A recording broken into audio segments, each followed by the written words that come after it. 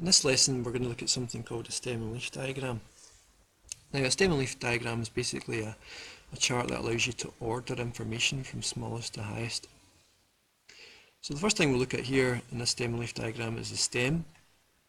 And the stem is organised into levels, each one in this case standing for multiples of 10. So this 2 really stands for 20, 3 stands for 30, 4 for 40 and so on. Now this stem and leaf diagram shows the ages of people in years attending a YHA hostel in Australia. So how do we read this? What does this mean? Now you can see that the 2 here and the 4, 5, 7, 8 and 9 are all in order from smallest to highest. That 2 doesn't stand for 2, it stands for 22 because it's in the 2 level, and this being a multiple of 10. So that means somebody aged 22, this is somebody aged 24, this is somebody aged 25, 27, 28 and 29 and so on. If you move down to the 3 is really standing for 30, so that 0 makes 30, the 1 makes 31, the 2 makes 32, the 8 is a person aged 38, and this is a person aged 39 and so on. So this is the 40s, the 50s and the 60s. What you must do in your stem and leaf diagram is put a wee key in to show what each value means. Sometimes they can stand for decimals, like 5.1 would stand for 5.1, that would be shown in the key here. But as we see, we've put 2/4, you can pick any value up here to show this. 2/4 means 24. So stem and leaf diagrams help us order data quickly. We can also find the mode and the median from this information.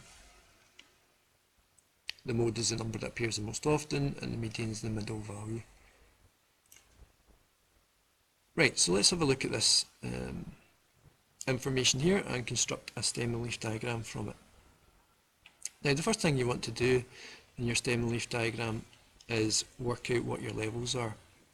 And to do that, you look for the smallest value. In this case, we've got values less than 10, so we need a 0. And the highest value is of 40s, so we need to go all the way down to 4. Now here we have an unordered stem and leaf diagram, and then I'm going to have an ordered one next to it. I don't mind if you go straight to the ordered stem and leaf diagram. An unordered stem and leaf diagram is basically when the numbers coming out here are not in order from smallest to highest, and then you can rearrange them later. But it does make you have to draw 2 stem and leaf diagrams to get your final answer.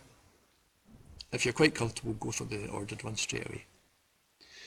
So unordered, well, you basically look for the 0 level first, which is numbers less than 10, and it doesn't matter what order you put them in, so let's just find them. 7, scanning through, 1 and 5, so you just put 7, 1 and 5 down. The 1 stands for the 10s, so there's 11, 19, so a 1 and a 9, and a 1 and a 1 and a 5. Okay, and then your 20s, you can score these out as you go if you like. Your 20s, there's 21, so that'll be a 1, a 5, a 2, a 4, a 1 and a 1.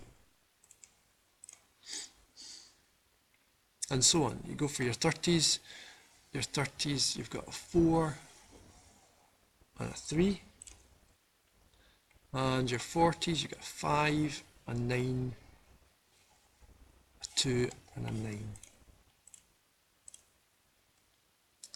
And then all you do to get your order stem and leaf is put this in order from smallest to highest. So that'd be 1, 5, 7, 1, 1, 1, 5, 9 and so on, and that would look like this. It's from order from smallest to highest.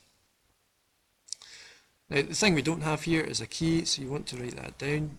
You want to have your key in, so you would have a key saying pick one of the numbers, so let's say 2/4 or 2/5, 2 and 5 equals or means 25.